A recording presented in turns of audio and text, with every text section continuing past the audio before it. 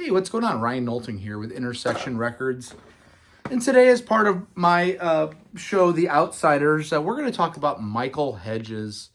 Michael Hedges is an instrumentalist primarily, an acoustic guitar playing instrumentalist. He played on the Windham Hill record label, which is kind of a new age label. I think George Winston is on that record label. He was a composer. He had a unique style of tapping and hammer-ons, and really kind of reinvented the guitar in the 70s and 80s. Let's talk a little bit about this man, Michael Hedges. And let me grab some of my notes here on this. He was born in 1953, actually on New Year's Eve in Sacramento, California. Again, acoustic player primarily. Did play a kind of a harp style guitar and popularized that. He known for a slap harmonic technique. Think of the movie August Rush. In fact, some of his music is used in that 2007 movie August Rush, where the little kids tapping and doing kind of different picking techniques. Slapping the strings over harmonic nodes. He uses the right hand for hammer-ons and also uses the left hand for melodic and rhythmic pull-offs and hammer-ons. And is also percussive, so he'll use the instrument to kind of keep a beat with it too, and use the wood to make, to keep a drum pattern. Also playing bass with the thumb on the E string. He used a 71 Martin D28 that he called Barbara, was one of his guitars. He also had a Ken DeBerg custom-made steel string 1978 guitar that was his primary guitar that he used for a lot of his early career. He actually lost it. He was able to retrieve it years later. Again, he was born in 1953. He would have been in December 70 years old. He did pass away in a car accident in 1997, so died at 43 years old. Born in California, but moved to Oklahoma as a young child. Influenced by Elvis, influenced by the Beatles. Grew up playing kind of classical piano and clarinet, but upon hearing the Beatles, like many people that we've talked about, moves to guitar, and really that's where things take off. He starts off playing in cover bands. He also picks up the flute as being inspired by Ian Anderson from Jethro Tull. The family moved his junior year in high school back to Northern California, where his father taught at Humboldt State.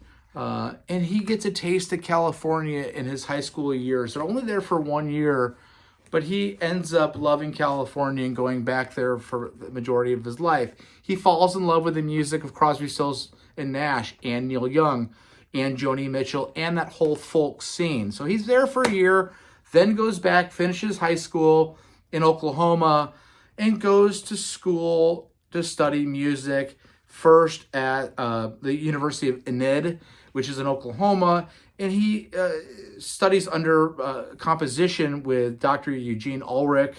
It is exploring unconventional guitar techniques. The music of Leo Kottke comes on his radar in this time. So let's say this is 1971, 72. In 72, he goes on to Phillips University, where he's studying flute composition, also classical guitar comp at the Peabody Conservatory of Music. He's there for 5 years, so he's there throughout the 70s and starts writing what ends up becoming his first album. And the flute composition was done at Phillips University, and more guitar at the Peabody Conservative for Music. He writes most of his first album during this time, from 73 to 80. And that record is going to be Breakfast in the Field. This record, primarily acoustic, has Funky Avocado on it, has the song title track Breakfast in the Field. These are fantastic records. The Happy Couple, Layover. Again, on the Windham Hill label. He meets, the way that he meets Will Ackerman, okay, who's works at Windham Hill. He signs him after a gig on a napkin after getting his mind blown. In fact, Ackerman says, he tore my head off the way that he reinvented the guitar. And really, this guy is a revolutionary in the way that he plays. And it's hard to put it in words. He, after leaving school, moves permanently to California, marries his college sweetheart, and he meets a bass player named Michael Manring. Manring plays fretless bass, and I've read interviews and seen interviews with Hedges saying that Joni Mitchell had, Jaco Pastorius, and he wanted to pick up Michael because it's the same type of fretless bass sound, and that bass playing style rounds out what becomes the first record. And again, we have some drums. No drums. George Winston is on piano here. Hedges and Manring. Then comes out with his magnus opus, Aerial Boundaries. This comes out in '84. This is nominated for a Grammy. This is one of the most important acoustic guitar albums in music history. Here's a nice picture of Hedges there. Look at the track listing.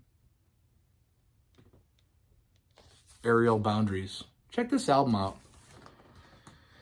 Aerial Boundaries. After the Gold Rush, a cover of Neil Young, of course. Hot Type. This whole thing is pretty much untouchable. Again, Manring on bass. Mindy Rosenfeld, who is his wife, on flute. She's on the song Menage a Trois. Aerial Boundaries needs to be listened to. A couple other great recordings. Live on the Double Planet. This is incredible, from '87. Probably my favorite record that he did is 1984's Watching My Life Go By. He does sing on this record. In fact, he gets with producer Elliot Mazer, who produced Harvest by Neil Young. Michael can sing very well. This was my jumping off point and introduction to Hedges, and I love when he sings. This is a beautiful record. Some highlights: Face Yourself, I'm Coming Home, Woman of the World. The title track, Watching My Life Go By. Here's a picture of Hedges when he was a kid on the back of the record. To think that he would have been 70 is kind of insane. He does a cover of All Along the Watchtower here. So, and this album is just Hedges and a guitar. There's no bass on this. There's nothing else. Just him. This is a beautiful record. As his career continues, he tours with Crosby, Stills and Nash, Pat Martino, does some work with Suzanne Vega, comes out with this record in 1994, The Road to Return. Gets nominated for a Grammy on this record. Oracle actually wins a Grammy here in 1996.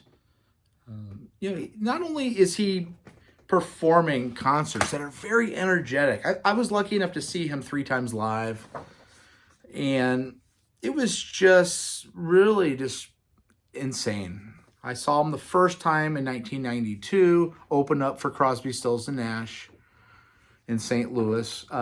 He The last song, David Crosby came out and sang with him, which was amazing. You know, this guy's getting on my radar. I've never heard of him. David Crosby's singing with him. But he has to be a big deal. The next time I saw him was in Memphis at the Orpheum Theater. Actually, it wasn't. It was the Omni New Daisy, which is an old famous club kind of on Beale Street. Energetic, lively, humor-filled show, and he's always barefoot on stage. He did a cover, so he's also famous for his covers. He would cover AC/DC, Prince, Madonna. He did a cover of Lucky Star by Madonna. To this day is one of the coolest covers I've ever seen. Taking it so far outside of the box of what you would think a song like that. And who covers Lucky Star by Madonna anyway? I saw him, I went to Ole Miss in Oxford, Mississippi. I saw him in 1996 at Proud Larry's, which was a very small club. I met him prior to the show during the day because we were hanging out there, and he was taking a break. They'd already set their equipment up and had a glass of carrot juice with him and talked to him. He seemed very introverted. I'm not going to claim to know him, but I did hang out with him for a half an hour or so. Seemed like a very heady, intellectual type of guy. And that was in May of 1996.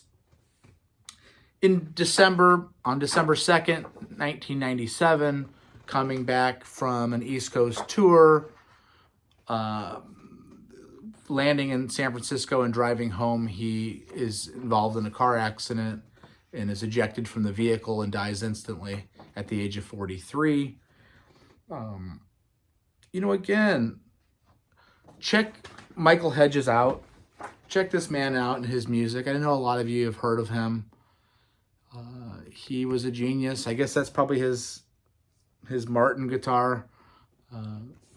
Michael Hedges, peace out. Subscribe to my channel. Thanks for watching, and we'll see you tomorrow.